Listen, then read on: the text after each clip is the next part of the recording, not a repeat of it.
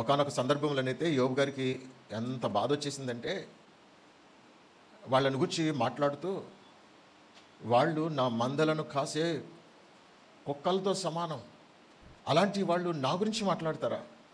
నా గురించి మాట్లాడే ఆ దమ్ము ధైర్యం ఎవరికీ ఉండేది కాదు. అలాంటిది ప్రతి చిన్నవాడికి కూడా నేను లోకువైపోయానని, ప్రతి అడ్డమైన వాడికి కూడా నేను లోకువైపోయానని యోబు గారు బాధపడిన సందర్భం లేకపోలేదు. ప్రియులారా, మనిషి అన్ని పరిస్థితులు బాగుంటే అందరూ గౌరవిస్తారు. కానీ వారి జీవితంలో ఏదైనా ఒక నష్టం కానీ, ఏదైనా శోధన సమస్యలు వస్తే ఎందుకు పనికిరాని వారికి కూడా లోకువైపోతూ ఉంటారు. అయితే యోబు గారి జీవితం ద్వారా మనతో మాట్లాడుతూ కొన్ని పాఠాలు నేర్పించాలని ఆయన ఆశపడుతున్నారు. ఇక్కడ మనం నేర్చుకోవలసిన ఒక మంచి పాఠం అయితే ఉంది. అదేమంటే, ఒక నీతిగా భక్తిగా జీవించే వ్యక్తిని గురించి మాట్లాడేటప్పుడు మనకు తెలిస్తేనే మాట్లాడాలి. పూర్తిగా తెలియకుండా ఎవరిని గురించి మనం మాట్లాడకూడదు. మాటే కదా అని అనుకుంటే ఆ మాటే మనకి నష్టాన్ని, నాశనాన్ని, దేవుని కోపానికి గురయ్యే పరిస్థితిని తెచ్చిపెడుతుంది అనే విషయాన్ని జీవితంలో ఎన్నడూ మర్చిపోవద్దు. యోబు గారి స్నేహితులు వాస్తవానికి మంచివాళ్లే, కాకపోతే వారిలో ఒక బలహీనమైన మనస్సాక్షి ఉంది. వారు మంచివారు కాబట్టే యోబు గారు వారితో స్నేహం చేశారు, లేకపోతే వారితో స్నేహం చేసేవారు కాదు. స్నేహితులను బట్టి మనం ఎవరమో ఇట్టే చెప్పేయచ్చు. మన స్నేహితులు ఎవరో ఆ స్నేహాన్ని బట్టే మన జీవితం కూడా ఆధారపడి ఉంటుందని సహజంగా చెప్పవచ్చు. అందుకే మనం స్నేహం మంచి వారితో చేయాలి. ఆ స్నేహం చెడ్డ స్నేహం అయితే నీవు కూడా చెడిపోయే ప్రమాదం ఉంది. ఇక్కడ యోబు గారు తన ముగ్గురు స్నేహితుల్ని బాగా పరిశీలన చేసి మాత్రమే వారితో స్నేహం చేశారు. వారు కూడా యోబు గారి యొక్క గొప్పతనాన్ని గురించి విని ఆయనతో సహవాసం చేయడానికి ఇష్టపడ్డారు. ఇంతవరకు బాగానే ఉంది. ఇప్పుడు యోబు గారికి సమస్యలు ఎప్పుడైతే వచ్చాయో, ఈ సమస్యలను బట్టి, తనకు ఎదురైన నష్టాలను బట్టి, శోధనలను బట్టి, ఆ దారిద్ర్యానికి, ఆ దిగజారిపోయిన పరిస్థితులను బట్టి వారి ఆలోచన విధానం మారింది, అర్థం చేసుకునే విధానం మారింది. ఇప్పుడు యోబు గారిని గురించి వారు ఏవేవో మాట్లాడుతున్నారు, చాలా చీప్గా మాట్లాడుతున్నారు, చాలా తక్కువ చేసి మాట్లాడుతున్నారు. ఈ మాటలను బట్టి యోబు గారికి చాలా బాధ అనిపిస్తుంది. అరే, మామూలుగా నాతో సత్సంబంధం లేనివారు మాట్లాడితే తెలియక మాట్లాడారు అని అనుకోవచ్చు. నాతో ఇంత సన్నిహితంగా ఉండి, ఇంత దగ్గరగా ఉండి, అనుక్షణము నాతో ఉన్నట్టుగా ఉండి వీళ్ళు నా గురించి ఇలా ఎందుకు మాట్లాడుతున్నారు?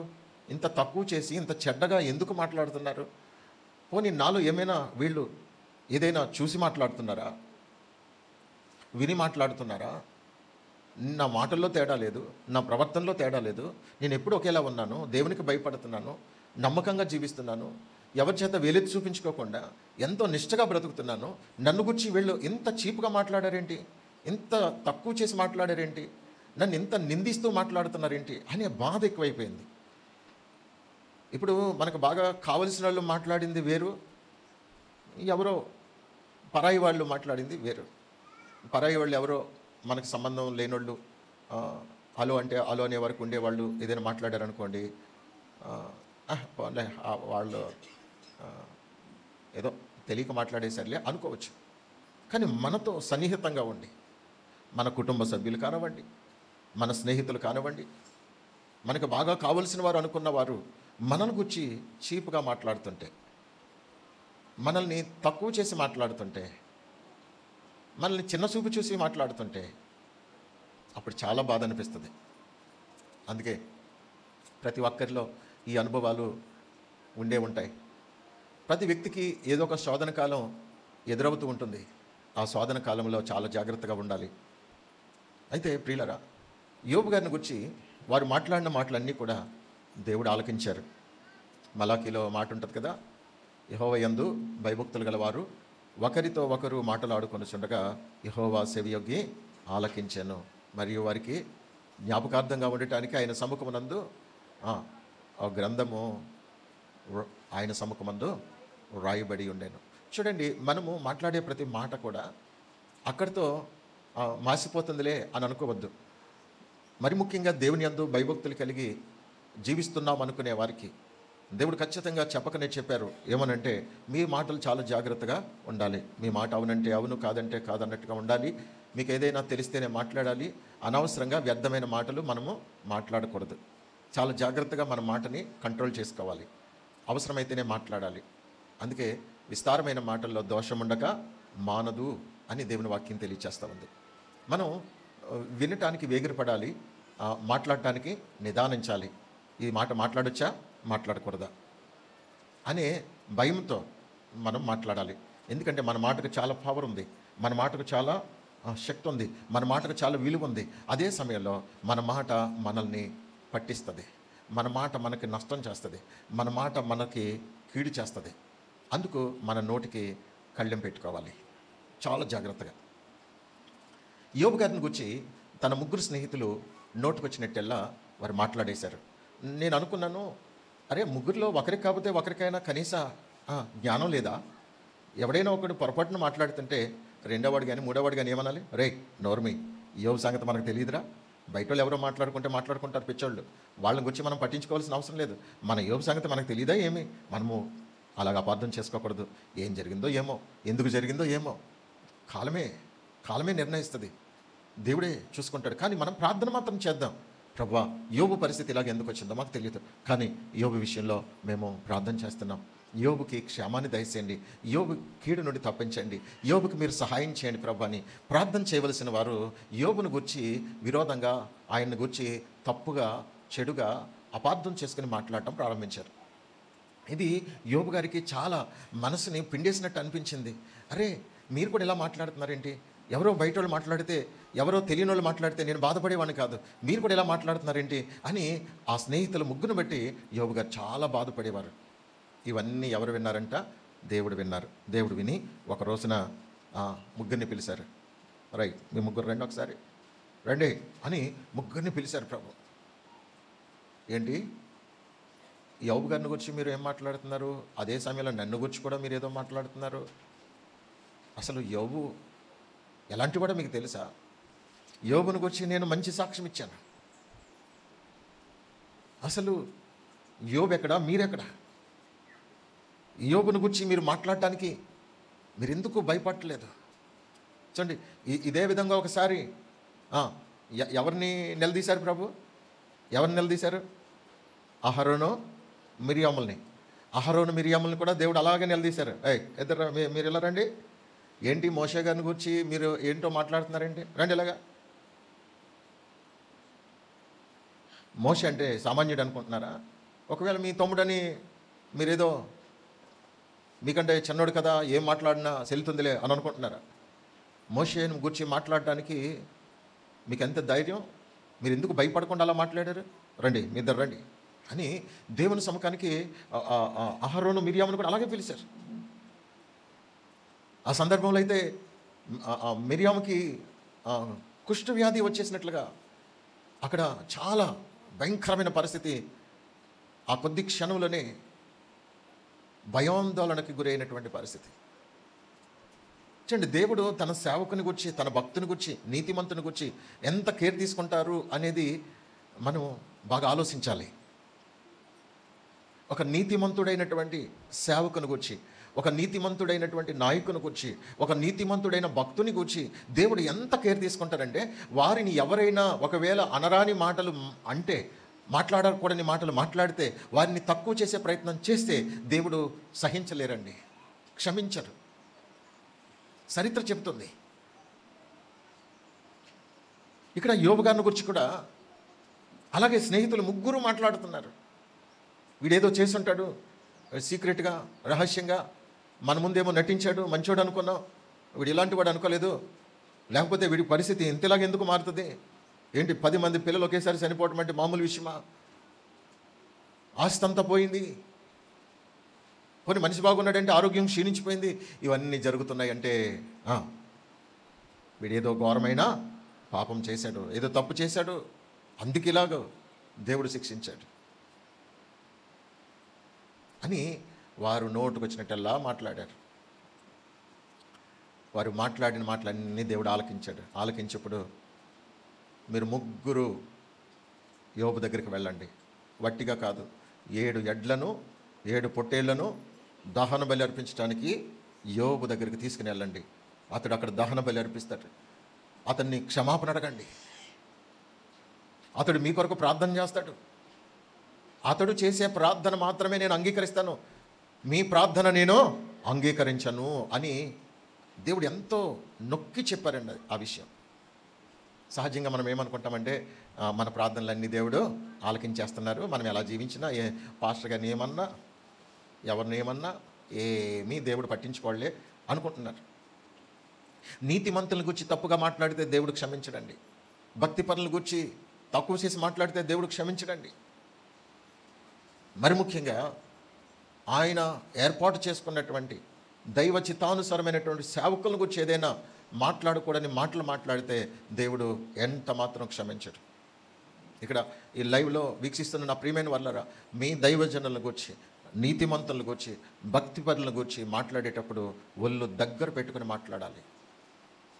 ప్రతి ఒక్కరు కూడా మాటే కదా మాట్లాడేస్తున్నాం, తేలికే కదా అని అనుకోవద్దు. మనం మాట్లాడిన మాటలు మనం మర్చిపోవచ్చు, కానీ దేవుడు రికార్డ్ చేస్తున్నారండి. సాటును మాట్లాడినా కూడా చాలా జాగ్రత్తగా మాట్లాడాలి. నువ్వు ఎదురుగా మాట్లాడినా, సాటుగా మాట్లాడినా, నీతిమంతులైనటువంటి దైవ చిత్తానుసారమైనటువంటి అభిషక్తులైన దైవజనుల గురించి మాట్లాడేటప్పుడు చాలా జాగ్రత్తగా మాట్లాడాలి. ఒళ్ళు పొగరు పట్టిన మాటలు మాట్లాడకూడదు. నాతో ర్యాష్గా మాట్లాడిన వాళ్ళు చాలామంది ఉన్నారు. గౌరవం తప్పి మాట్లాడిన వాళ్ళు ఉన్నారు. నువ్వెంత అన్నట్టుగా మాట్లాడిన వాళ్ళు ఉన్నారు. ప్రియులరా, అయినా నేను వాటిని పట్టించుకోకపోవచ్చు, కానీ దేవుడు పట్టించుకుంటాడండి. దేవుడు దాన్ని తీర్పులోకి తీసుకుని వస్తాడండి. ఒక రోజున తప్పకుండా మనము సాటును మాట్లాడిన మాటలను గురించి కూడా దేవుడు వాటిని పరిగణలోకి తీసుకొని వాటిని తీర్పు తీర్చడానికి వాటన్నిటిని భద్రం చేశారు. అందుకే ఒకరిని గురించి ఒకరు మాట్లాడుకునేటప్పుడు చాలా జాగ్రత్తగా మాట్లాడుకోవాలి. ఒక భక్తి పనుల గురించి మాట్లాడేటప్పుడు చాలా జాగ్రత్తగా మాట్లాడాలి.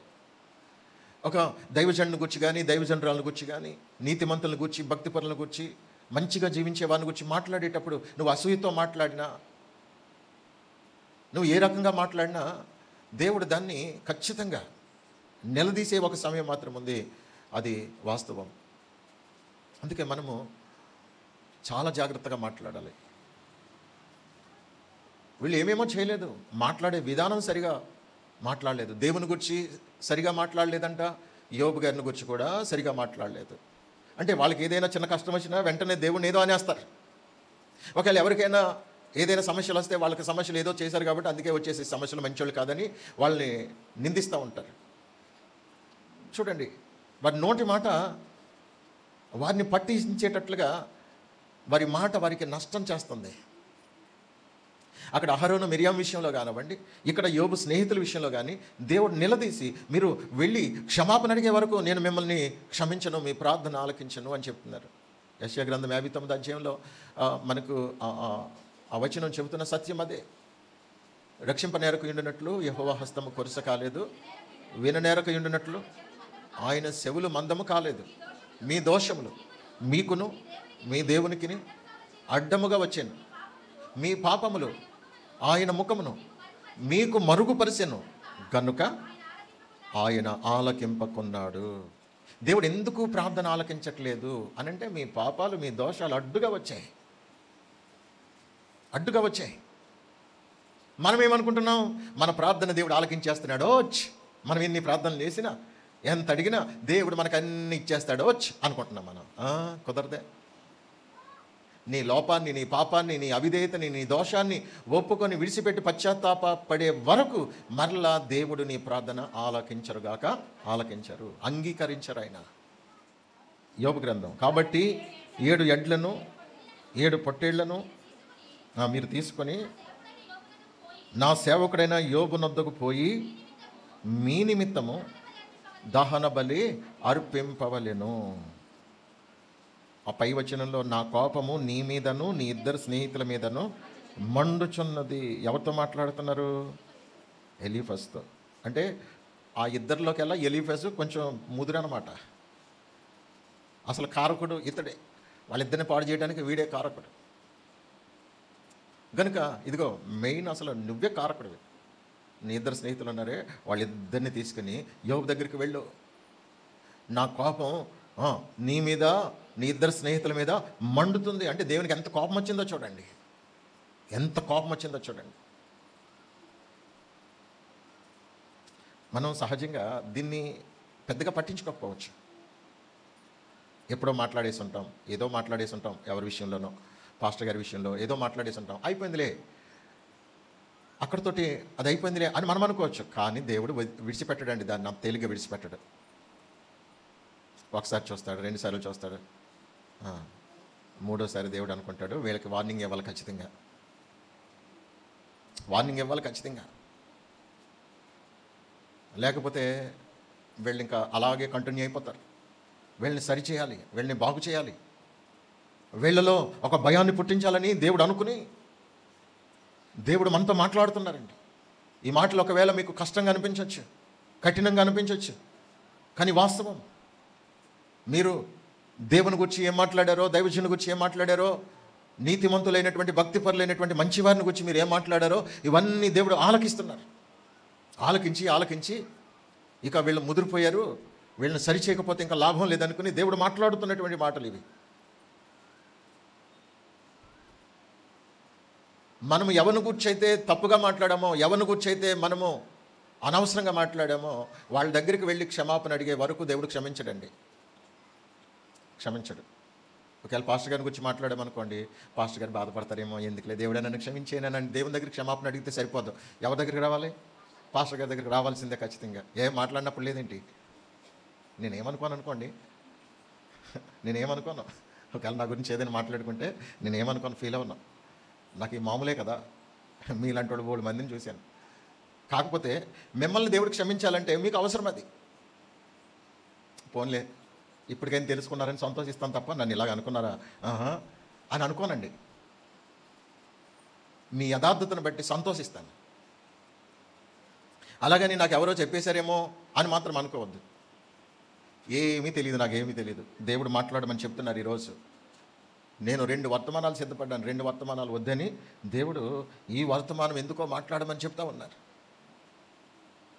అంటే ఇది ఎంత అవసరమో చూడండి. ఆ ప్రక్కన పెట్టు, ఇది చాలా అవసరం నా కుమారుడా, ఇదిగో ఈ విషయాలు నా ప్రజలకి నేను చెప్పాలనుకుంటున్నానని దేవుడు ఈ లేఖన భాగం ద్వారా మనతో మాట్లాడాలని ఆశపడుతున్నారు. ఒక్కొక్కసారి దేవుని వాక్యంలో దైవజనుడు బోధిస్తున్నప్పుడు మనకి నచ్చని మాట ఏదైనా వచ్చిందనుకోండి, వెంటనే ఎవరి మీద కోపం వచ్చేస్తుంది? ఎవరి మీద కోపం వస్తుంది చెప్పండి? ఎవరి మీద? ఉన్నదన్నట్టుగా చెప్పండి. ఎవరి మీద కోపం వస్తుంది?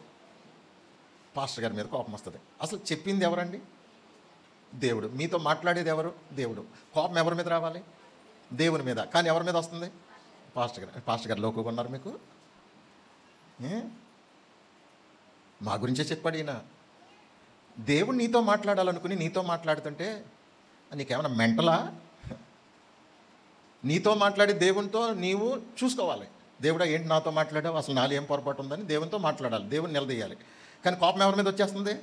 పాస్టర్ గారి మీద. నాకెందుకండి, మీ ఇద్దరి మధ్య నాకెందుకు, ఇదేం కర్మరా బాబు, లేనిపోని సమస్య నా మీదకి తెచ్చుకోవడానికి నేనేం చేశాను? దేవుడు చెప్పమంటే చెప్పాను.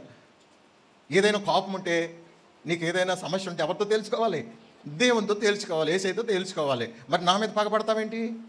నా మీద కోపం వస్తుంది ఏంటి నీకు? నీకేం బుర్ర పనిచేయట్లేదా కదా? మీరనే కాదు, ఈ వాక్యం వింటున్న ప్రతి ఒక్కరూ మీ దైవ సేవకుల విషయంలో మీరు ఇలాగే ప్రవర్తిస్తున్నారు. జాగ్రత్త. మనం దేవునితో తేల్చుకోవాలి ఏమైనా ఉంటే. దేవుడు ఏమంటున్నారు? మన వివాదము తీర్చుకుందాము రండి అంటున్నారు ఆయన. నీకు నాకు గొడవ ఏమైనా ఉంటే తీర్చుకుందాం రా అంటున్నాడు దేవుడు. దేవునితో చూసుకోవాలి మనం. మధ్యలో నేను ఎందుకండి, ఏదో ఆయన చెప్పమన్నది చెప్పడానికి ఉన్న ఓ స్పీకర్. నేను స్పీకర్ అంటే తెలుసు కదండి, ఒక గొట్టం అన్నమాట. ఇదిగో అది స్పీకర్. ఇక్కడ మాట్లాడేది వేరు, కానీ ఆ వాయిస్ని రిలీజ్ చేస్తుంది అనమాట. అది స్పీకర్ ఏం చేస్తుంది? వాయిస్ని దాన్ని రిలీజ్ చేస్తుంది, విడుదల చేస్తుంది స్పీకర్, అంతే.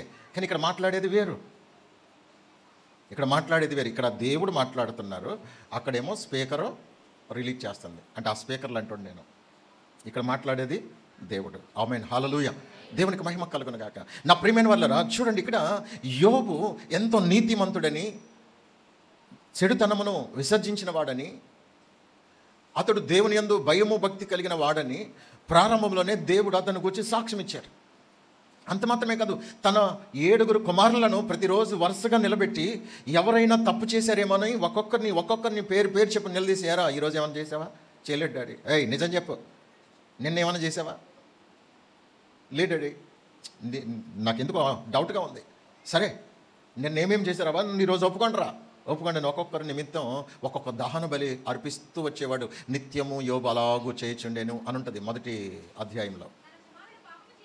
తన కుమారులు పాపము చేసి తమ హృదయములలో దేవుని దూషించిరేమో అని వారిని పిలువనంపించి వారిని పవిత్రపరిచి అరుణోదయమున లేచి వారిలో ఒక్కొక్కని నిమిత్తమై దహన బలి అర్పించుచూ వచ్చాను. ఒక్కొక్కని నిమిత్తము అంటే 7 ఉంటే 7 బలులు అర్పించేవాడండి. 7 ఉంటే 7 బలులు అర్పించేవాడు. ఇప్పుడు బలులు అర్పించవలసిన అవసరం లేదు, కానీ మన పిల్లలందరి కొరకు ఒక్కొక్కరి కొరకు పేరు చెప్పిన ప్రార్థన చేయాలి. ప్రభా వీళ్ళు ఏమైనా తప్పు చేశారేమో అని ప్రార్థన చేయాలి. నీ పిల్లల కోసం కనీసం ఏ ఖర్చు లేని చిన్న ప్రార్థన కూడా చేయలేకపోయేటువంటి దౌర్భాగ్య స్థితిలో ఉన్నారు చాలామంది తల్లిదండ్రులు. ఎంత కేర్ తీసుకునేవాడు చూడండి యోబు. తన గురించి కేర్ తీసుకునేవాడు, తన పిల్లల గురించి తీసుకునేవాడు. భక్తి అంటే అంత నిష్టగా చేశాడండి. దేవునికి నిత్యము కూడా భయపడుతూ జీవించాడు యోబు. నేను పవిత్రంగా ఉండాలి, నా పిల్లలు కూడా పవిత్రంగా ఉండాలి, నేను పాపం చేయకూడదు, నా పిల్లలు కూడా పాపం చేయకూడదని వారిని ఎంతో భక్తి శ్రద్ధలతో పెంచుకుంటూ వచ్చాడు. ప్రతిరోజు పిలిచేవాడు ఉదయాన్నే పొద్దున్నే, రే పెద్దోడా లేవరా, ఇంకా ఎప్పుడు చూస్తున్నా నిద్రపోతులకు నిద్రపోలే ప్రార్థన చేయి అని ప్రతిరోజు తీసుకొని వచ్చి ఆ దేవుని ఎదుటి నిలబెట్టి, నువ్వేమన్నా చేస్తే ఒప్పుకో, నిన్నంతా ఏమైనా చేసేవేమో ఒప్పుకో, నీ హృదయంలో పైకేం చేయకపోయి నీ హృదయంలో చేసేవేమో, నీ ఆలోచనల ద్వారా చేసేవేమో, నీ తలంపుల ద్వారా, నీ ఊహల ద్వారా ఏదైనా పాపం చేసేవేమో, ఒప్పుకో అని వాళ్ళని నిలదీసేవాడండి. అంత శ్రద్ధగా అంత నిష్టగా తన పిల్లల్ని పెంచాడండి. అంత మంచి వ్యక్తి, అంత గొప్ప వ్యక్తి, తన కుటుంబాన్ని పవిత్రంగా కాపాడాలని ఆశపడినటువంటి వ్యక్తి అండి. ఆ వ్యక్తిని గురించి వీళ్ళు ఎంత చీప్గా మాట్లాడేస్తున్నారు, ఎంత తేలిగ్గా మాట్లాడేస్తున్నారు, ఎంత సింపుల్గా మాట్లాడేస్తున్నారు. యోబు మంచోడు కాదు, యోబు ఏదో చేసి ఉంటాడు. పరీక్షను ఎదుర్కొంటున్నాడు యోబు. పరీక్షను ఎదుర్కొంటుంటే దేవుడు పరీక్ష పెడితే ఆ పరీక్షలో కొన్ని ఇబ్బందులు సమస్యలు అతని జీవితంలో అవన్నీ కొనసాగుతుంటే దాన్ని పట్టుకుని వీళ్ళు అంటారు, వీడు మహాఘోరమైన పాపం ఏదో చేసేసాడు, అందుకే ఈ ఇబ్బందులు, అందుకే ఈ సమస్యలు, అందుకే ఈ దరిద్రం, అందుకే ఈ రోగాలు, అందుకే ఈ పరిస్థితులు అని నోటుకొచ్చినట్టు అలా మాట్లాడేస్తున్నారు. ఊరంతా కోడైకి వస్తుంది. అదే పట్టుకుని వీళ్ళు కూడా తానంటున్నారు, నిజమే యోబు ఏదో చేసే ఉంటాడు, రహస్యంగా ఏదో చేసి ఉంటాడు, అందుకే ఇలా జరిగింది. ప్రియులరా, మనకు తెలియని విషయాలు ఎవరో పనికిమాలినోళ్ళు మాట్లాడుతుంటే వాళ్ళతో సై అన్నావా, ఆ పాపంలో పాలిభాగం నీకు కూడా వర్తిస్తుంది. జాగ్రత్త. నీకు తెలియని విషయాలు ఏది ఎవరిని గురించి మాట్లాడొద్దు. నీకు తెలియని విషయాలు ఏదైనా ఎవరిని గురించి మాట్లాడుతుంటే ఆ పాపం నిన్ను ఊరికే వదిలిపెట్టదు, ఆ పాపం నిన్ను పట్టుకుంటుంది. దేవుడు నిన్ను ఎట్టి పరిస్థితుల్లో క్షమించడు. చూడండి, ఇక్కడ యోబు గారిని గురించి మాట్లాడుతున్నటువంటి విషయాలను గురించి దేవుడు ఎందుకు నిలదీయవలసి వచ్చింది అని అంటే, నీతిమంతుల గురించి, భక్తి పనుల గురించి, మంచి వారిని గురించి ఎవరైనా చెడుగా మాట్లాడితే దేవుడు సహించలేడు.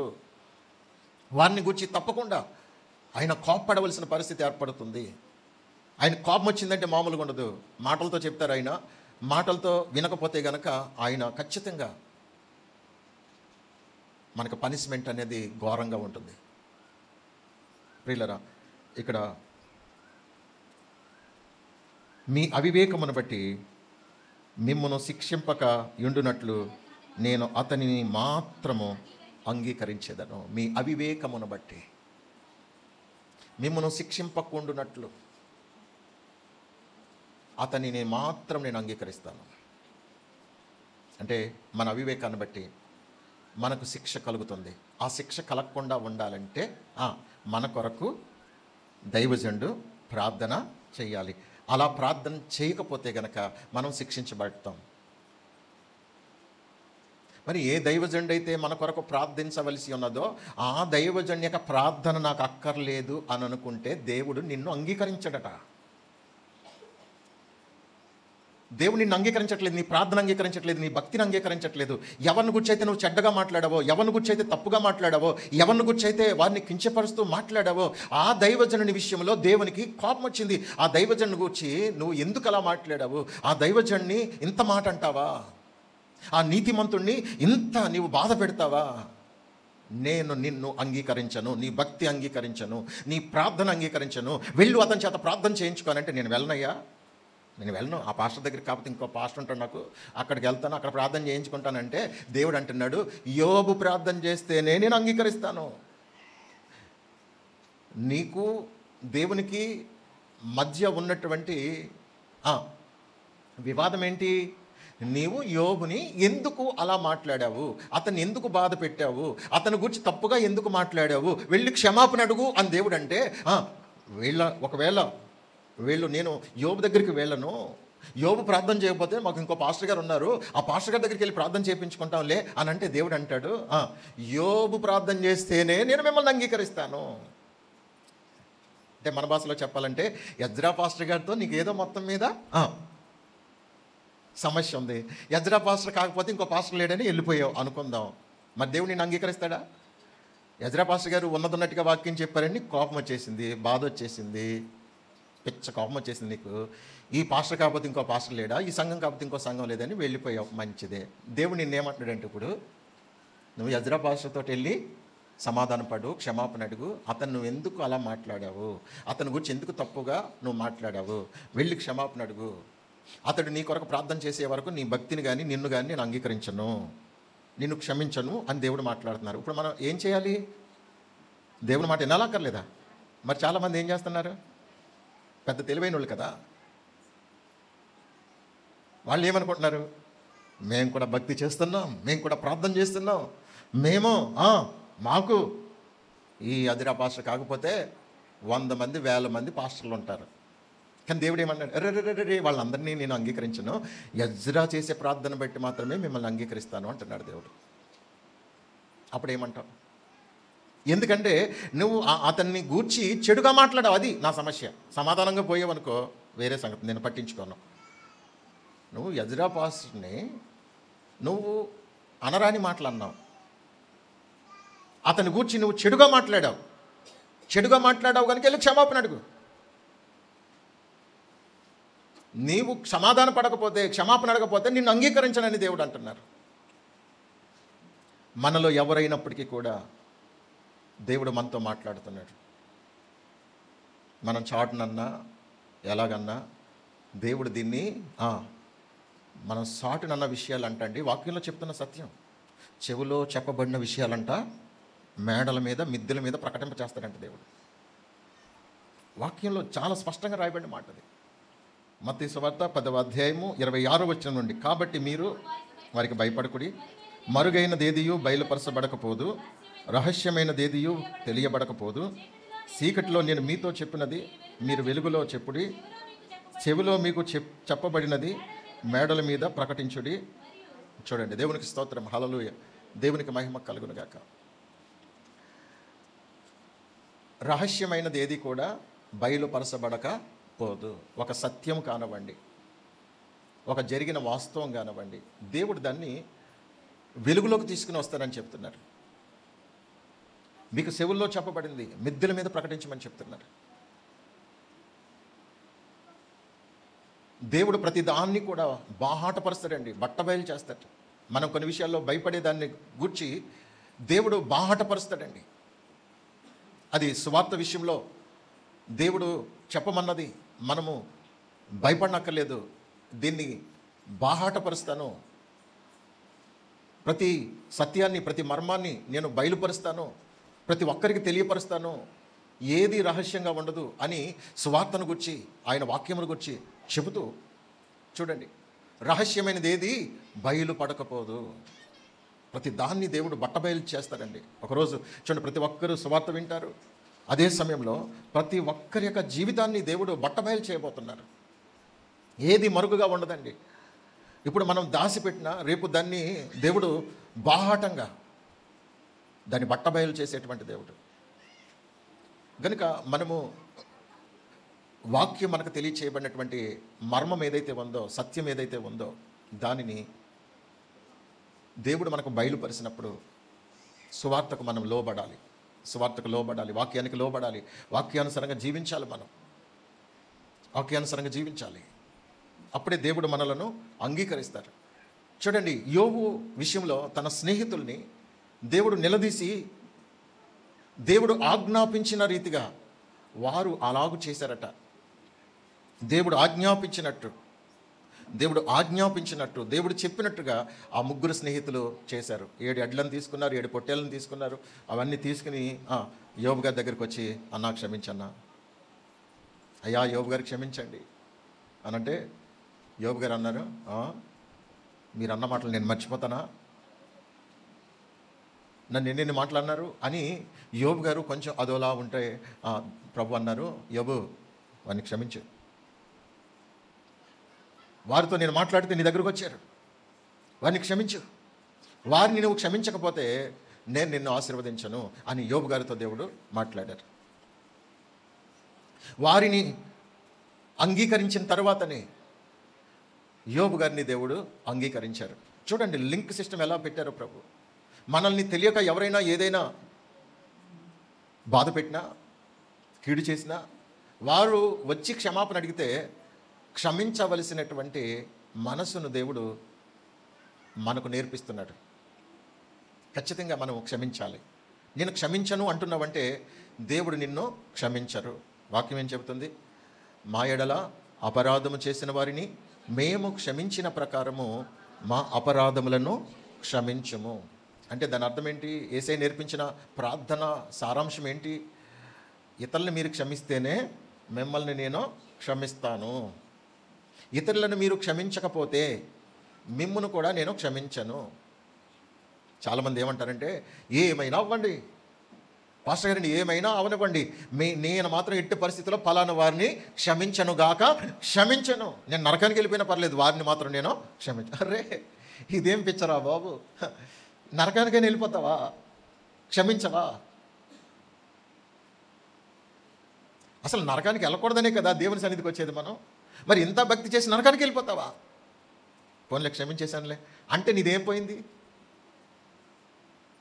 క్షమించాను అంటే నీదేం పోయింది? ఒక వ్యక్తి పశ్చాత్తాపంతో వచ్చి, అన్నా నన్ను క్షమించు, అక్క నన్ను క్షమించు, అమ్మా నన్ను క్షమించు, నాన్న నన్ను క్షమించు, తమ్ముడు నన్ను క్షమించు, అన్నయ్య నన్ను క్షమించు అని నిన్ను క్షమాపణ అడిగితే నువ్వు క్షమించాలా అక్కర్లేదా? క్షమించాలా అక్కర్లేదా? మరి క్షమించకపోతే దేవుడు నిన్ను క్షమిస్తారా? మరి దేవుడు నిన్ను క్షమించకపోతే ఇంకా భక్తి ఎందుకు?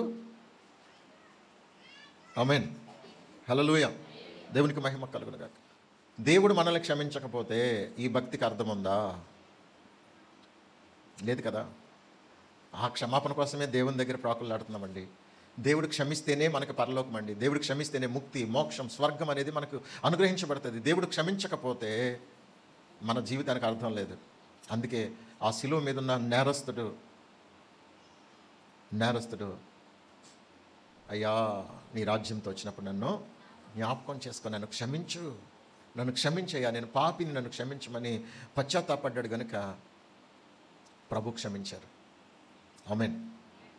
క్షమాపణ పొందుకున్నాడు కనుక అతడు ప్రభుతో ఉండగలిగాడు. మరి క్షమాపణ పొందకపోతే ఆ జీవితానికి అర్థం లేదు. కనుక ఇక్కడ యోబు గారి విషయంలో స్నేహితులు చేసినటువంటి పొరపాటు, స్నేహితులు చేసినటువంటి ఆ తప్పు, నిందించిన నిందలు, బాధ పెట్టిన మాటలు దేవుడు వెలుగులోకి తీసుకుని వచ్చి, మీరు సాటునన్నా ఎక్కడన్నా ఇదిగో మీ మాటలు నేను విన్నాను కనుక మీరు క్షమాపణ అడగండి అని చెప్పినప్పుడు వారు తమను తాము తగ్గించుకుని వచ్చి క్షమాపణ అడిగి సమాధానపడి ఆశీర్వాదాన్ని పొందారు. లేకపోతే దేవుడు అన్నారు, మిమ్మల్ని నేను అంగీకరించను, మీ ప్రార్థన అంగీకరించను. చూడండి, సౌలు సమూయేలు గారు వచ్చే వరకు వెయిట్ చేయకుండా బలిని అర్పించేసాడు. పాస్టర్ గారు లేట్ చేశారని పాస్టర్ గారిని తిట్టేశాడు మొత్తం మీద. పాస్టర్ గారు అన్న టైంకి రాలేదు, పాస్టర్ లేకపోతే మనకేమన్నా నష్టం ఏంటి, అరే ఆ బలులు ఏమని నేనే చేసేస్తాను, రండి అందరూ కళ్ళు మూసుకోండి అని చెప్పి మొత్తం మీద బలి అర్పించేసాడండి. వెంటనే ఎవరు వచ్చారు ఇప్పుడు? దైవజనుడు అయిన సమూయేలు గారు వచ్చారు. ఒక 5 నిమిషాల లోపు వచ్చేసారు. సార్ అయిపోయింది సార్, కార్యక్రమం అంతా చక్కబెట్టేసావా? అది నీ పని నా పనా? మీ పని సార్, కాకపోతే లేట్ అయింది, మా వాళ్ళు కొంచెం తొందరపడుతున్నారు, అందుకు ఆ పని ఏదో నేను కానిచ్చేసాను అని అంటే వెంటనే సమూయేలు గారు అన్నారు,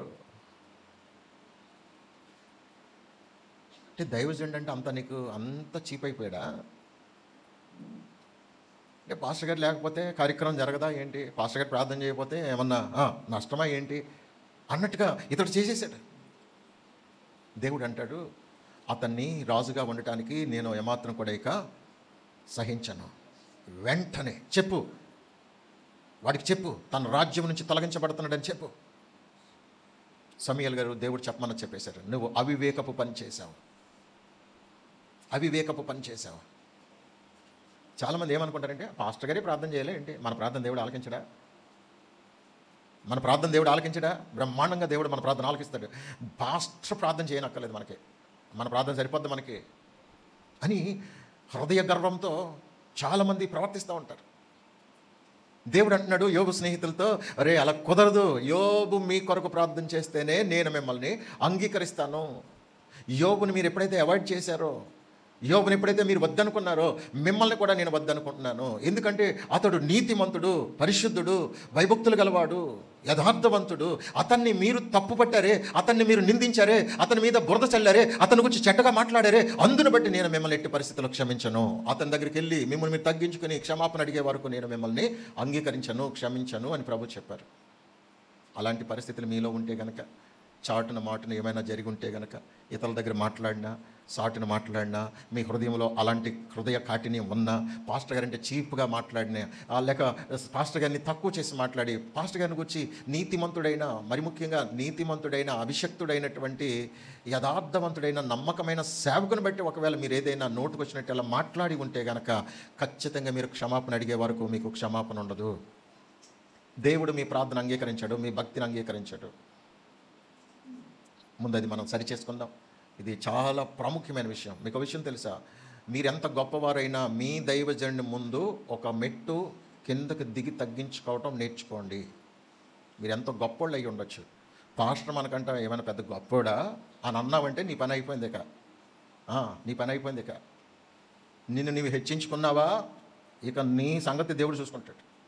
నువ్వెంత గొప్ప స్థితిలో ఉన్నా సరే, దేవుని తరువాత నా దైవజనుడు, ఆ దైవజన్ తర్వాతే నేను అన్నట్టుగా ఉండాలి. ఆర్థికంగా నీ దైవజనుడు నీకంటే తక్కువ స్థితిలో ఉన్నా సరే నీ దైవజనుని నువ్వు పైన పెట్టాలి. అది నేర్చుకోండి. అంతేకాని మా పాస్టర్ ఎంత ఆఫ్టర్ ఆల్, అసలు మాతో పోల్చుకుంటే మా పాస్టర్ ఎక్కడ అని అనుకున్నావా, ఇక నాశనమే నిన్ను వెంటాడుతుంది. నువ్వెంత గొప్ప స్థితిలో ఉన్నా సరే. చూడండి, ప్రవక్తల కాలంలో, యాజకుల కాలంలో రాజుని కూడా దైవజనుడే అభిషేకించాలి.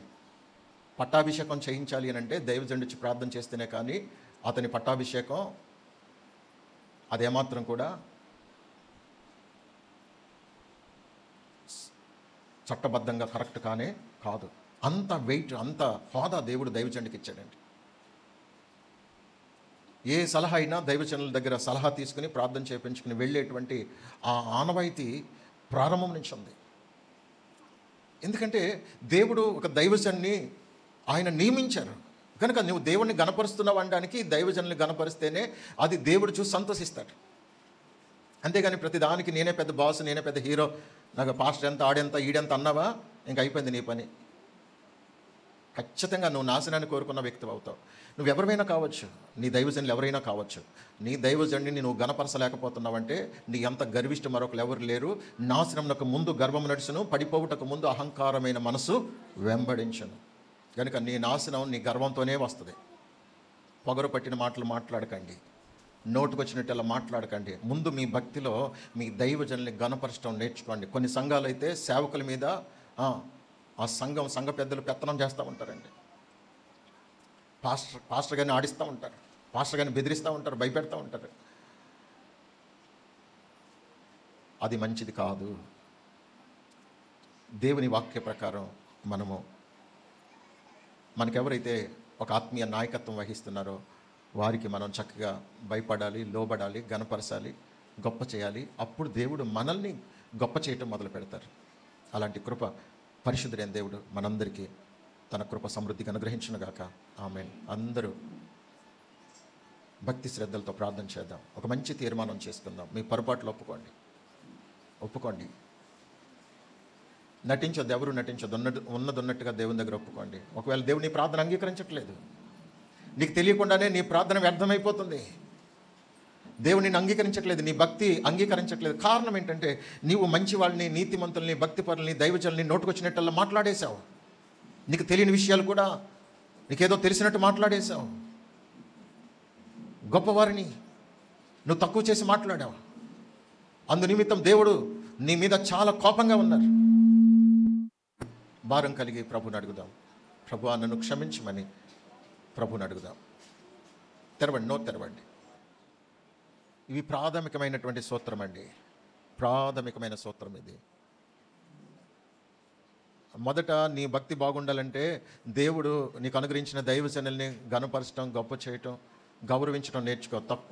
తక్కువ చేసి మాట్లాడొద్దు. చీప్గా మాట్లాడే చీప్ మెంటాలిటీని వదులు.